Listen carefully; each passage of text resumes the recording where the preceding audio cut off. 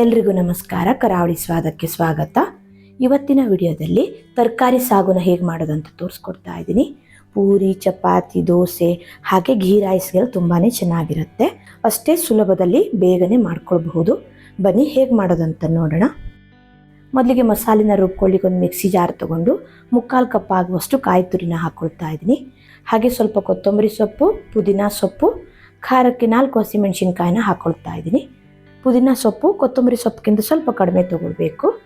ನಂತರ ಒಂದು 2ರಿಂದ 3 ಚಮಚ ಆಗುವಷ್ಟು ಹುರುಗಡಲೆ, ಅರ್ಧ ಚಮಚ ಸೋಂಪು, ಅರ್ಧ ಚಮಚ ಜೀರಿಗೆ, 3 ಪೀಸ್ ಚಕ್ಕೆ, 3 ಲವಂಗ, 2 ಏಲಕ್ಕಿನ ಹಾಕ್ಕೊಳ್ತಾ ಇದ್ದೀನಿ. ಹಾಗೆ ನಾನಿಲ್ಲಿ 1 ಚಮಚ ಆಗುವಷ್ಟು ಗಸಗಸಿನ 10 ನಿಮಿಷ ಸ್ವಲ್ಪ ಬಿಸಿ ನೀರಲ್ಲಿ ನೆನೆಸಿ ಹಾಕ್ಕೊಳ್ತಾ ಇದ್ದೀನಿ. 1/4 ಚಮಚ ಆಗುವಷ್ಟು ಅರಿಶಿಣದ ಪುಡಿ, ಒಂದು ಅರ್ಧ ಚಮಚ ಆಗುವಷ್ಟು ಧನಿಯಾ ಪುಡಿನ ಹಾಕಿ ರುಬ್ಲಿಕ್ಕೆ ಎಷ್ಟು ಬೇಕೋ ಅಷ್ಟು ನೀರನ್ನು ಹಾಕ್ಕೊಂಡು ನುಣ್ಣಗೆ ರುಬ್ಕೊಳ್ಬೇಕು. ನೋಡಿ ಇಷ್ಟೇ, ಮಸಾಲೆಯನ್ನು ಹುರಿಯೋದು ಬೇಡ, ಎಲ್ಲವನ್ನು ಹಸಿಯಾಗಿ ಮಿಕ್ಸಿ ಜಾರಿಗೆ ಹಾಕಿ ನುಣ್ಣಗೆ ರುಬ್ಕೊಂಡ್ರೆ ಆಯಿತು.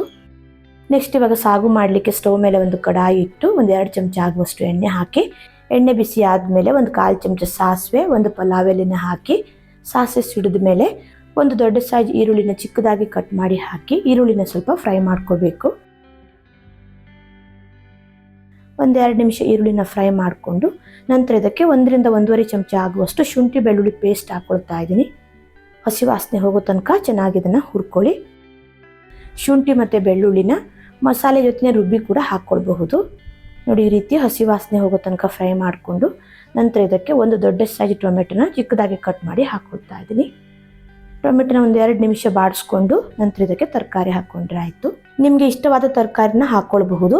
ತರಕಾರಿನೆಲ್ಲ ಆದಷ್ಟು ಚಿಕ್ಕದಾಗಿ ಕಟ್ ಮಾಡಿ ಹಾಕ್ಕೊಳ್ಬೇಕು. ನಾನಿಲ್ಲಿ ಬೀನ್ಸ್, ಕ್ಯಾರೆಟ್ ಹಾಗೆ ಆಲೂಗಡ್ಡೆನ ಚಿಕ್ಕದಾಗಿ ಕಟ್ ಮಾಡಿ ಹಾಕ್ಕೊಂಡಿದ್ದೀನಿ.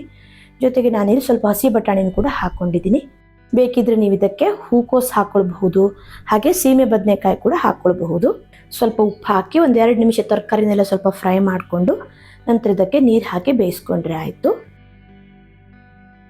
ನಾನಿಲ್ಲಿ ತರಕಾರಿ ಬೇಯಲಿಕ್ಕೆ 1.5 ಕಪ್ ಆಗುವಷ್ಟು ನೀರು ಹಾಕ್ಕೊಳ್ತಾ ಇದ್ದೀನಿ. ನೀರು ಹಾಕಿ ಚೆನ್ನಾಗಿ ಮಿಕ್ಸ್ ಮಾಡಿಕೊಂಡು ಒಂದು 5ರಿಂದ 7 ನಿಮಿಷ ತರಕಾರಿನೆಲ್ಲ ಚೆನ್ನಾಗಿ ಬೇಯಿಸ್ಕೊಳ್ಳಿ.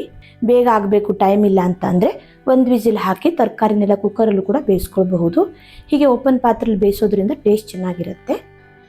ಮುಚ್ಚಳನ ಮುಚ್ಚಿ ತರಕಾರಿನೆಲ್ಲ ಬೇಯಲಿಕ್ಕೆ ಬಿಡ್ತಾ ಇದ್ದೀನಿ. ಒಂದು 6ರಿಂದ 7 ನಿಮಿಷ ಬೇಯಿಸ್ಕೊಂಡ್ರೆ ಸಾಕು. ತರಕಾರಿನೆಲ್ಲ ಮೆತ್ತಗಾಗೋ ತನಕ ಬೇಯಿಸ್ಕೊಳ್ಳಿಕ್ಕೆ ಹೋಗಬೇಡಿ. ನೋಡಿ ಈ ರೀತಿ ಬೇಯಿಸ್ಕೊಳ್ಬೇಕು.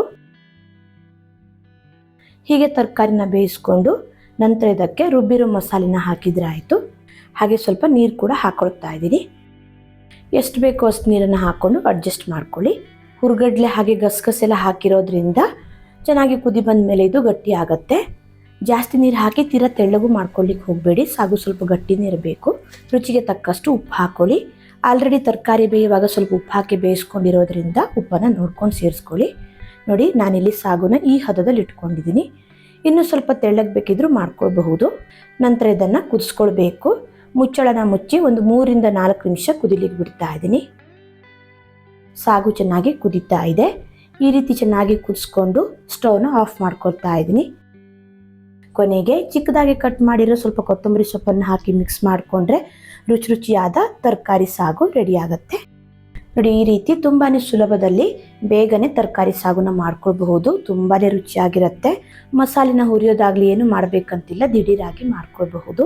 ಪೂರಿ, ಚಪಾತಿ, ದೋಸೆ ಹಾಗೆ ಘೀ ರೈಸ್ಗೆಲ್ಲ ತುಂಬಾ ಚೆನ್ನಾಗಿರುತ್ತೆ. ಅಷ್ಟೇ ಸುಲಭದಲ್ಲಿ ಮಾಡ್ಕೊಳ್ಬಹುದು. ನೋಡಿದ್ರಲ್ವಾ ರುಚಿಯಾದ ತರಕಾರಿ ಸಾಗುನ ಹೇಗೆ ಮಾಡೋದಂತ. ವಿಡಿಯೋ ಇಷ್ಟ ಆದರೆ ಲೈಕ್, ಶೇರ್, ಕಮೆಂಟ್ ಮಾಡೋದನ್ನು ಮರಿಬೇಡಿ. ಮತ್ತೆ ಸಿಕ್ಕಿನ ಹೊಸ ವಿಡಿಯೋ ಒಂದಿಗೆ ಧನ್ಯವಾದಗಳು.